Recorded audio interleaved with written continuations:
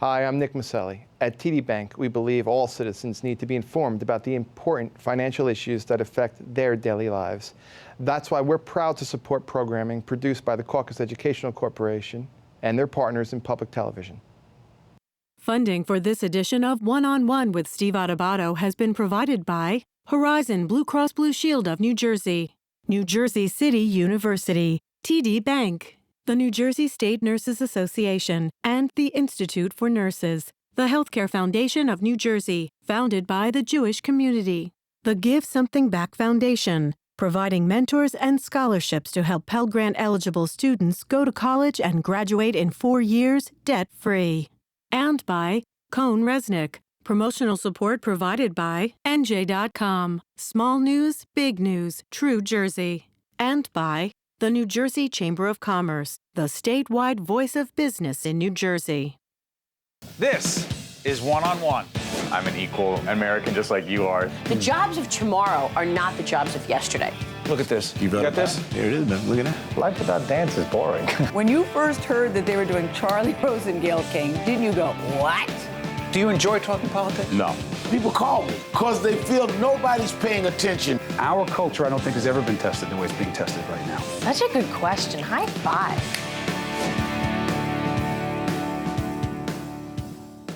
Hi, welcome to One-on-One. I'm Steve Adubato. It is my pleasure to welcome my good friend, our good friend at public television, Dr. Mark Rosenberg, Chairman of Emergency Medicine at St. Joseph's Healthcare System. In full disclosure, we are, in fact, taping right here on the campus of St. Joseph's. And I've been treated here as well. You have. Doctor, we are here to talk about the opioid epidemic in this nation and what you and your colleagues are doing about it, and a groundbreaking, nationally, internationally recognized program called ALTO. What is it, and what is the problem? You know, I'm a physician. You know that. As a physician, I've been trained to ease pain and relieve suffering. And for years, I was very proud of what I was able to do, but I had a medicine bag, a toolbox, and in the toolbox, I had very few options. This isn't only me, this is every physician across the country. In there was drugs like Tylenol, Advil, and opioids. And the ones that worked the best were the opioids. So when patients would have pain, we would resort to opioids, and this has resulted in an epidemic of opioid dependency across the country. Define opioids. I'm sorry for interrupting, Mark. What do they mean by, are we talking about Percocet? Percocet, oxycodone, hydrocodone, they're all opioids. Overprescribed. Overprescribed. And they're prescribed frequently for conditions that don't need it. Let me give you an example. Sure. Somebody who comes in with a fractured femur, the long bone in the leg, the thigh bone, obviously is going to be in a lot of pain and would require opioids. But somebody who skins their knee and has a scrape that hurts a lot, it doesn't hurt enough to prescribe Percocet to. So you have to understand that pain's relative. Everybody perceives it differently, and the treatment needs to meet the pain expectations of the patient. So I need to talk to the patient and say, for that scraped knee, you really don't need opioids. We can get away with using some ice and maybe some Tylenol. And what's the program that you've developed here at St. Joseph's? So when I talked about the toolbox and we only had so many options in there, our program was to create more options, more alternatives for physicians to use. So our program is a very comprehensive program using safer alternatives to treat pain, safer than opioids. And there's lots of different medications I can give that are better than using opioids. The drugs work by managing receptors in the body that cause pain. So we don't have to go into the details about what these receptors are, except that with these alternatives, I can do a better job than ever before. So somebody comes in with back pain, instead of giving opioids, I can give a trigger point injection and completely relieve their pain. What has been the reaction across the country to this initiative?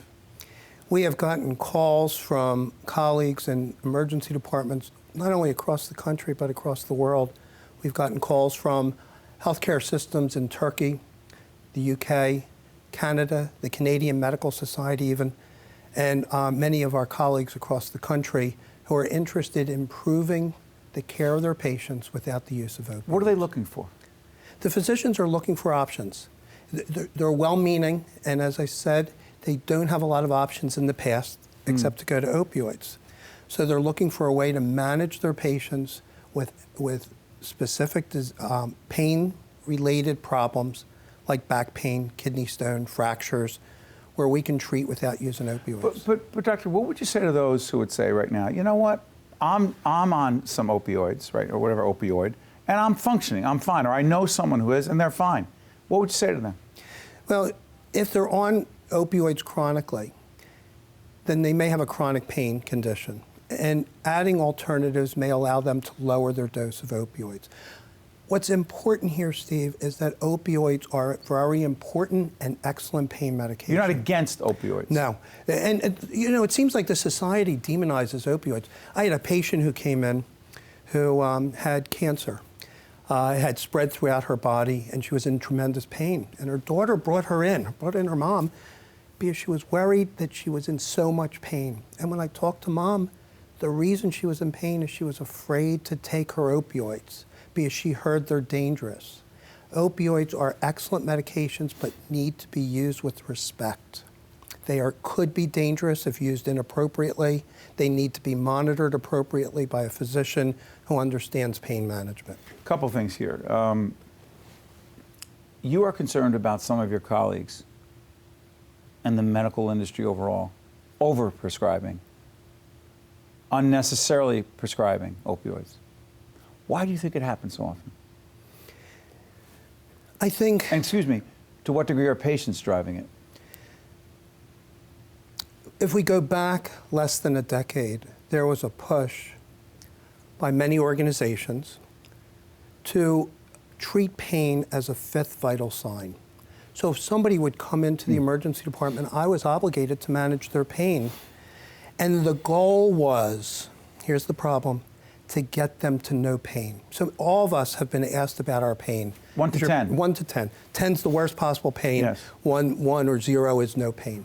Our goal was to get people to 0. That was inappropriate and the only way to get people with a skin knee down to 0 may be to give opioids. But you don't have to get down to a 0 to be functional, to remain independent, and to go about your activities of daily living. So what we need is a change in our mindset. What is our goal for treatment? And our goal is to be functional, to be able to deal with the pain, to get the pain down to a functional level, maybe a 2 or a 3. And I can do that with many alternatives without going to opioids. And one of the, before we have a couple minutes left, Mark, you are concerned about some patients getting addicted, dependent on opioids. What's the difference, by the way? This is such an important concept. Dependency is where your body actually needs the opioids to feel normal. Anybody who takes opioids for a period of time will start to become dependent on them.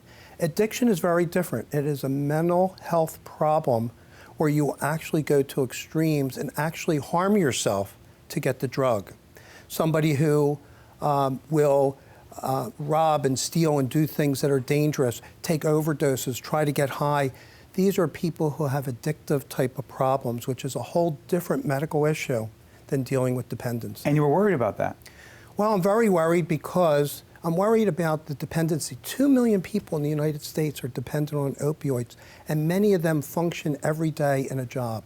But they're dependent and they don't know how to get off of it. There's a couple things that we can do in society, 3 main areas. One, we can easily develop pill take-back programs. So if you get a large prescription of Percocet and you're finished using them because you're starting to feel better, what do you do with them? Most people keep them in their medicine chest, and now they're available to anybody who comes by and opens up the medicine box. But we should be able to bring them back possibly to a pharmacy. In New Jersey, we can bring them back to a police station, but that's awkward. Second thing is we can develop alternative programs like we have at St. Joe's, the Alto program, where we're using alternatives. And the last part is using medical-assisted detox programs for those who are dependent to help get them off the opioids.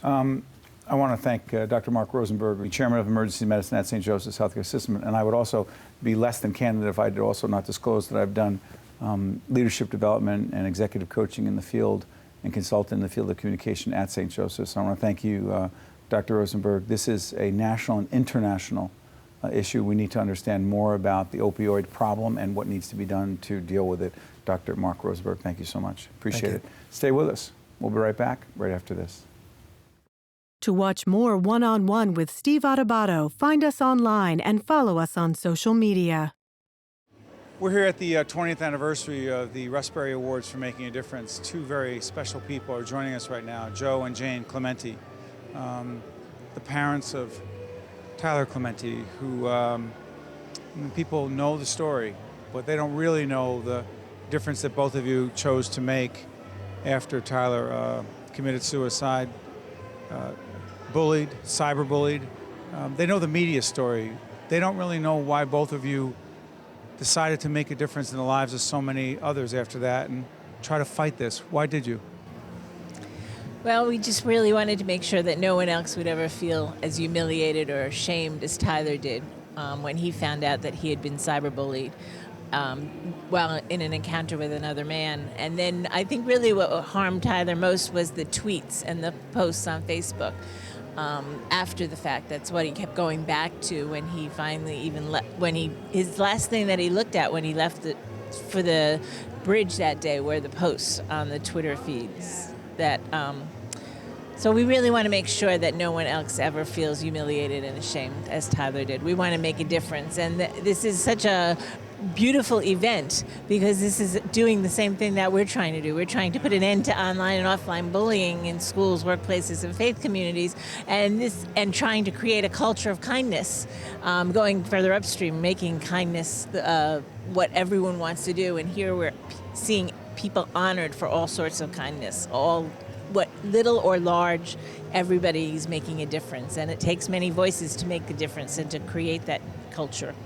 Joe, let me ask you something. For those of us other parents some who may minimize social media, who may minimize what is said to our children, about our children, and say they can handle it, we are wrong, aren't we?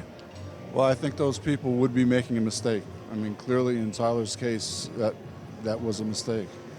He was a freshman. He was a freshman, and you know, folks like us who are a little bit older, didn't grow up with social media, really can't understand it. I mean, we were embarrassed maybe in the classroom when we did something that was not appreciated by everyone in the class, but after a day or so, it was forgotten about. The internet is such a powerful tool that these embarrassments stay around forever, and you can never get rid of them. And that power to leverage someone's embarrassment is something that's new, and we as parents are not familiar with because we haven't grown up with it like our kids have. You know, it's interesting. I bet there are a lot of folks watching us right now on public broadcasting, FiOS, and other platforms, many of whom would say they would totally understand if you just said, look, leave us alone. This is so unbelievably difficult, unimaginable to deal with. We're done. And just go and hide. You chose not to do that. Why? Steve, we didn't want other parents to feel the same kind of pain that we felt from having lost a child for the reasons that we did. There have been times when it had been close to coming to that, but we didn't feel like we could not give it the attention that it needed. You're saying you felt you had to do this? Absolutely. I mean, I did take a moment, a long moment to grieve and to be in the place that I needed to be with the loss of my son. But as I started waking up out of the foggy, cloudy space that I was in, I could see that Tyler's story was making a difference. I could see that there were conversations that were being started, making a difference, bringing awareness to mental health, bringing awareness to creating a welcoming and inclusive space for LGBTQ people. And I wanted to be a part of that. I felt like we needed to embrace the media's attention and make a difference and use Tyler's story to make it better for other people. Finally, why do you think so many have responded in such a positive way? You've testified before legislative bodies, governmental bodies. You've advocated for new laws. You've created organizations and increased awareness. Why have so many responded in such a positive way, Joe? Sadly, I think it's kind of a common story. I think it happens a lot more than we know. The bullying element, things that never make the media. Tyler made the media, and a lot of kids that are going through what he went through don't. Can we protect our kids, freshmen in college or otherwise? Can we really protect them from what we're talking about? Or how best can we? That's a really... But we all think about it all the time. I mean, everyone wants to reach in and swoop in and scoop up our kids and hold them and protect them, and certainly that's what we wanted to do.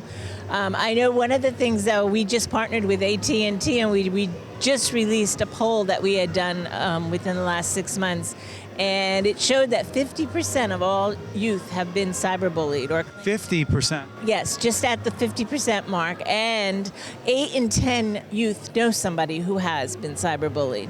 And most of that cyberbullying is happening in our homes, while the youth are in our homes, in their bedrooms, in other living spaces, but they're on a device of some type. And that's why we really need to make sure that world, the cyber world, is a safe place, that youth know that their character is the same as who they are in that space as they are in person. And we're grateful for AT&T to partner with us, because they're very concerned about their customers, and that's an important aspect. And the good news is that we still need to keep those conversations going. Parents are having the conversations, but it apparently isn't having big enough impact, so we still have to do much work. But maybe we're actually partnering with them to do a film making with youth. High school students are going to actually enter a filmmaking competition, and hopefully that will have a bigger impact, because youth having impact on other youth, I think, will have a greater impact, as well as they will be addressing the issue of cyberbullying. Well, the two of you have had an extraordinary impact, not just today, but every day you do what you do. And on behalf of all parents, the folks here at the Russ Berrie Foundation, thank you for making a difference. Thank you for everything that you have done and will continue to do. Thank you very much. To watch more One-on-One with Steve Adubato, find us online and follow us on social media. We are honored to be joined by the $50,000 Russ Berrie winner for making a difference, Chief Vincent Mann, who, by the way, you were the last person introduced when I was standing up there. And I knew, because I had the script, you did not know that you were the final $50,000 winner. You didn't know, did you? No, absolutely not. Truly an honor and amazing thing. You know, to be honored to be an unsung hero, knowing that, you know, the lives that have been lost in my community, and you know, what we're standing up for to fight for and protecting the water for 4 million people, it is a shock. You know, and it's my hope that this will continue to grow, and I expect that I will be an advocate supporter of the Russ Berrie Foundation, continue being a supporter of Ramapo College as well. So, we're about to see a video in just a few moments that tells that that Vince talks about his own. I just talked to Danny, one of our other winners, but the Chief actually tells the story, a very powerful story. But real quick, Chief, tell us a little bit about your tribe, your people, and why we need to understand them. I am the Turtle Clan chief of the Ramapo-Lenape Nation. We are the descendants of the Muncie, which was also a clan of the Lenape as a whole. What's important to know is the history of the Ramapo and everything we've been involved with, from, you know, the 900 cannonballs to the steel from the Ringwood mines, right? That was used in every war from the Revolutionary War to World War I. Chain across the Hudson, the steel that holds the dome over the Capitol building in Washington, D.C., came from the mines that are now polluted by all these toxins. And so what people need to understand is that all the myths and stories that they've heard about the Ramapo-Lenape Nation and the Ramapo people are false. You know, we are the ones who are standing up in the middle of the Ramapo Mountains, along with Ramapo Conservancy, Ramapo College, fighting for the protection of millions of New Jerseyans, you know, and to protect the water for them as well. So, you know, people need to understand that they should be proud, right, that you have an indigenous tribe that is still here. We need everyone's support. You know, we still need to garner our federal recognition that would also help us to protect the citizens of New Jersey outside of our own people. We're loving, caring people, and when you break down the side of the road, it's probably a Ramapo that stops to help you. Let's do this. Let's take a look at the video from Chief Mann that he talks about. It's one thing to hear him talk, but you see the beauty of the land around him that tells a powerful story, and then we'll come back and talk to the chief. Let's take a look. Even as a state-recognized tribe, there's been no federally recognized tribe that's ever become a condition of the permit on the federal level to be monitors on a pipeline. We won that right. We had the pipeline stopped. My name is Chief Vincent Mann. I am the Turtle Clan chief of the Ramapo-Lenape Nation. What I'm doing right now is I'm actively taking a larger role at the CAG, which is a citizens advisory group, where the EPA is supposed to come in and give us information in a way that we could all understand it. We're making strides to protect the water, protect ourselves. I think that we're the only people who actually live within a Superfund site. You get tired of making that long drive to go to a funeral. I felt compelled, and I have to say that it was because of the Creator, showing me, that I needed to come back home. So I try to involve myself, talking with the students, working on projects together where we hired the students. But when you find yourself in a position that tribal members and outside people from the outside community start to look at you and start to see the things that you're doing and the accomplishments you're having, and they come behind you, for me, I've regrettably have let people down in my life, and part of that was coming back home. But I understand now that those people are relying on me to continue to pick up where others have left off because they became too sick. So I don't do it out of selfishness that I would tend to step up and continue going to help you. I do it because it is the right thing to do, because I'm a human. I think it's up to us as humans to pass that on to other humans and other people who have had bad experiences in their life to try to help them to see the good in the world, or that they can make that difference. Outside of the fact that I'm a human, I'm Native American. I tend to do things that most people have to think about. If you were on the side of the road with a flat tire, I don't think. I would stop and help you. I will be quite honest with you that the monetary value of it to me, yes, it will mean something, but it doesn't really hold any weight to the fact that I am actually being recognized as who I am, for my efforts that I put forth in trying to make this place a better world, not just for Ramapoughs or the Turtle Clan, but for the larger community. What's the one thing you want people to take away from that video? What's that message? That message is really, it's about what I spoke about after finding out that I won. It's about humility. Why humility? Humility means that, when you take a look at somebody else, you should be looking at them as if you're looking at yourself. That you're looking in that mirror, and that, not one thing is better than you. Not a blade of grass, not a bird. Was a week ago, I stopped in the middle of the road and rescued a hawk, and along our journey in life, because of our experiences, some of them are very tragic. We lose what we're born with, which is humility, right? When we can't take care of ourselves, we're relying on other people to do that for us.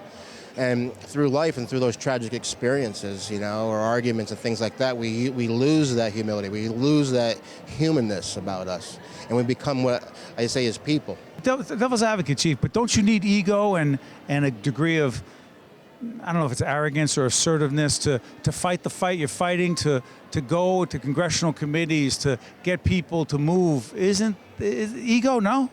No. It's not, is it? No, it's not.